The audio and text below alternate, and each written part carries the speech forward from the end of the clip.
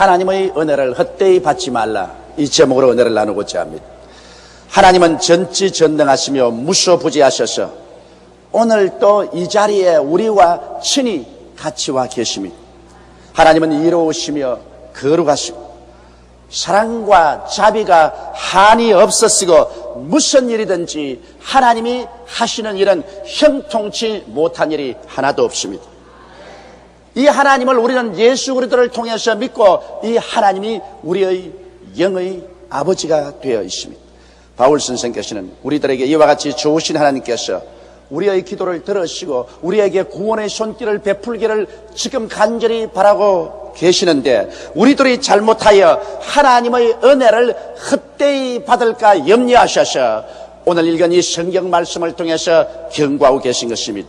하나님의 놀라운 은혜를 헛되이 받지 않기 위해서 우리 각자가 어떻게 해야 될 것입니까? 오늘 이 사실을 함께 알아보고자 합니다. 첫째로, 우리가 하나님께서 우리의 존재와 삶의 원천이 되신다는 것을 마음속에 깊이 아로삭이고 깨달아야만 되는 것입니다. 성경에는 하나님을 야훼 이레라고 하셨습니다. 하나님은 우리를 위해서 예비하시는 하나님인 것입니다. 성경 전체를 살펴볼지라도 하나님께서는 우리를 위해서 먼저 물질적인 세계를 완전히 예비해 놓으셨습니다. 아담과 하와를 지으시기 전에 하나님께서는 어둠 대신에 빛을 예비해 놓으셨으며, 그리고 궁창을 예비하시고 주님께서 바다 물과 함께 육지를 예비하시고 사람들이 먹고 살 수 있는 모든 과일이 나게 하시고 열매면 풀이 나게 하셨습니다. 하나님은 하늘의 해를 예비하시고 달과 별들을 예비하셨으며 공중의 새들을 예비하셨고 물속의 어족들을 예비하셨습니다. 땅 위에 기는 각종 곤충과 짐승들을 예비해 놓으시고 하나님께서 부족함이 없이 준비하신 연후에 하나님의 형상과 모양을 따라 아담과 하와를 지었습니다. 아담과 하와가 지음을 받고 하늘을 쳐다봐도 모자람이 없으며 땅을 살펴보아도 모자람이 없으며 물속을 들여다보아도 모자람이 없는 완전 무결한 예비된 세계 속에 태어난 것을 알게 된 것입니다. 하나님은 또한 아담과 하와를 위해서 동방의 에덴을 창설하시고 보기에도 아름답고 먹기에도 좋은 실과 나무를 예비하시고 그곳에서 그 동산을 지키며 가꾸며 하나님을 섬기며 살도록 예비해 놓으신 것입니다. 이러므로 야훼 이레, 하나님은 예비하신 하나님인 것입니다. 하나님께서 이 물질 세계 하나는 예비하지 아니하는 것은 하나도 없었습니다.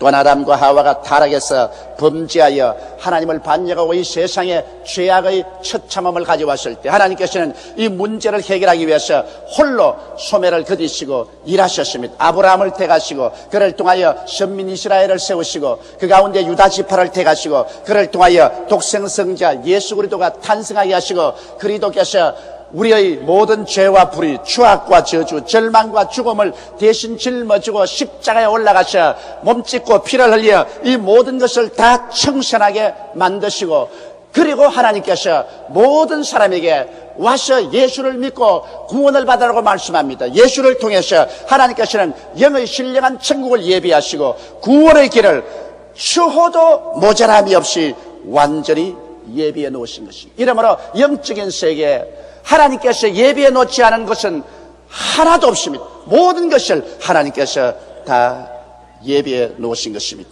그러므로 여러분, 오늘 이 시간에 앉아 계신 여러분 각자를 위해서도 우리 하나님께서는 이미 모든 것을 알고 계시는 거로 여러분의 살 길을 예정하시고 그것을 모두 다 예비해 놓으셨습니다. 고린도전서 2장 9절에 보면 하나님께서 자기를 사랑하는 자를 위해서 예비해 놓은 모든 것은 눈으로 보지 못하고 귀로 듣지 못하고 마음으로도 생각지 못했다 함과 같음이라고 말한 것입니다. 하나님은 우리 인지를 초월해서 여러분을 위해서 하나도 남김없이 소상하게 예비해 놓았다는 것을 우리는 알아야만 하는 것입니다. 우리의 필요한 물질적인 세계도 하나님이 다 예비해 놓으셨으며 우리의 필요한 영적인 세계도 하나님께서는 하나도 모자람이 없이 모두 다 예비해 놓으셨습니다. 하나님께서는 여러분의 머리 위에 있는 머리카락 수조차 하나도 남김없이 다 계산해서 알고 계시는 하나님이신 것입니다. 그러므로 오늘날 우리 예수 믿는 사람들이 인생의 문제에 부딪히면 우리는 하나님과 우리와의 관계 속에서 그 문제를 해결해야 됩니다. 일반적인 사람은 인생의 문제의 해답을 인간의 힘으로 환경과 인간관계에서 해결하려고 합니다. 아담과 하와가 하나님과 관계 속에서 인생을 살려고 하지 않냐고, 하나님께 등을 돌리고 하나님의 예비한 세계를 발길로 차버리고 뛰어나와서 자기의 인간의 수단과 방법과 지혜와 능력으로 문제를 해결하며 살려고 했지만은 인간의 능력은 한계가 있어 문제를 해결하지 못하고 처절한 절망에 빠지고 말았습니다. 오늘날도 예수 믿지 않은 사람은 아담과 하와와 같이 문제가 발생하면 그 문제를 인간의 지혜와 지식과 수단과 방법과 노력으로 해결하려고 하는 것입니다. 그러나 우리 예수 믿는 사람은 하나님께서 우리를 위해서 모든 것을 예비하신 하나님이기 때문에 우리의 문제는 하나님과 우리 사이의 관계에서 해결되어야만 하는 것입니다. 이러므로 우리의 문제는 수평적으로 해결할 것이 아니라 수직적인 면에서 해결해야 되는 것입니다. 하나님과 나의 사이에 문제가 해결되면 전능하신 능력으로 하나님은 예비하신 세계로 여러분을 이끌어 주시는 것입니다. 이렇기 때문에 예수 믿는 사람이 문제에 걸리면 교회에 와서 회개해야 될 것이요, 새벽에 와서 부르짖어야 될 것이요, 기도문에 가서 금식하며 주님께 외쳐서 하나님과 우리 사이에 막힌 담을 흘려버리면 하나님의 전능한 손길이 움직여서 우리를 예비하신 세계로 이끌어 주시는 것입니다. 역대하 20장 3절로 4절에 보면 유다의 위대한 왕 여호사밧에 대한 이야기가 있습니다. 여호사밧 왕이 그 강성기에 갑자기 모압과 암몬과 마흔 자손들이 연합해서 대군대를 결성하여 홍수와 같이 유다에 휘몰아쳐 왔습니다. 정신 차릴 리가 없습니다.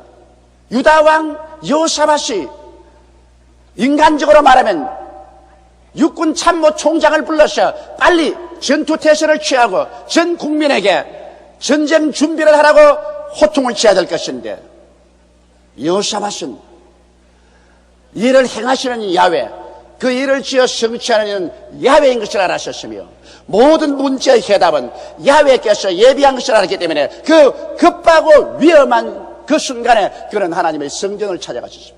그리고 온 유다 백성으로 하여금 예루살렘 백성과 함께 하나님 성전을 찾아와서 모두 다 금식하며 하나님께 부르짖어 기도하라고 말했었습니다. 그리고 그런 하나님께 부르짖어 외치기를 하나님이여 이 민족을 구출하여 주시옵소서. 여호사밧은 문제가 급박했을 때 인간의 수단과 방법으로 수평적으로 문제를 해결하려고 한 것이 아니라 수직적으로 하나님과의 관계에서 문제를 해결하기 위해서 하나님의 얼굴을 간절히 찾고 기도했습니다. 그러자 하나님께서 응답하여 주셨습니다. 여호사밧아, 이 전쟁은 너가 싸울 것이 없다. 전쟁은 야훼의 것이라. 내가 너희를 위하여 싸울 것이니 너희는 항우를 벌리고 전쟁터에 나가서 야훼께서 어떻게 너희를 구원하는 것을 보라고 말씀하신 것입니다. 그래서 하나님이 친히 예비하신 대로 싸워주심으로 위대한 승리를 거둘 수 있었던 것입니다. 이렇기 때문에 예수 믿는 사람이 얼마나 강하고 담대하게 살아갈 수 있습니까? 눈에는 아무 증거 안 보이고 귀에는 아무 소리 안 들리고 손에는 잡히는 건 없다 할지라도 이 모든 것을 다 알고 계신 하나님께서 내 아버지가 되시고 나의 근원이 되시고 나의 삶의 원천이 되시고 이 하나님께서 나를 위해서 예비해 놓으셨으니 이 하나님을 간절히 찾고 이 하나님을 붙잡고 이 하나님과 나와 사이에 올바른 관계가 정립되면 문제는 그대로 해결돼 버리고 마는 것입니다. 둘째로 우리가 하나님의 은혜를 헛되이 받지 않기 위해서는 순종의 삶을 살아야만 하는 것입니다. 아담의 불순종은 그 이후에 처참한 비극을 가져왔던 것입니다. 여러분, 하나님은 아담이 하나님이 예비하신 동산에서 사는 것이 작정된 뜻이었습니다. 하나님은 여러분과 저에게 대해서도 모두 다 작정된 뜻을 가지고 계십니다. 그런데 아담과 하와를 위해서는 에덴 동산에서 하나님이 예비하고 준비한 그것을 누리며 사는 것이 아버지의 작정하신 뜻이었습니다. 그러나 아담과 하와는 아버지의 작정하신 뜻을 따르기를 원치 않았습니다.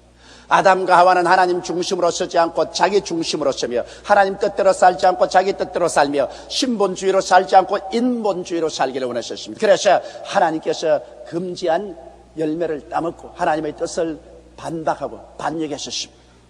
그래서 그는 반역의 길을 택했고 자기 혼자 살기로 작정했습니다. 그 결과 그는 하나님의 안식에서 쫓겨났습니다. 하나님이 다 예비해 놓으셨으니까 그곳에 사는 것이 얼마나 큰 안식이겠습니까? 염려, 근심, 불안, 초조, 절망 같은 거 없습니다. 하나님 중심으로 섬기고 살면 하나님 예비한 그 속에 사니까 마음에 얼마나 큰 평안과 안식을 갖고 살지 않겠습니까? 그러나 아담과 하와는 스스로 하나님의 안식을 발길로 차버리고 불안과 공포와 절망의 세계 속에 뛰어들어갔던 것입니다.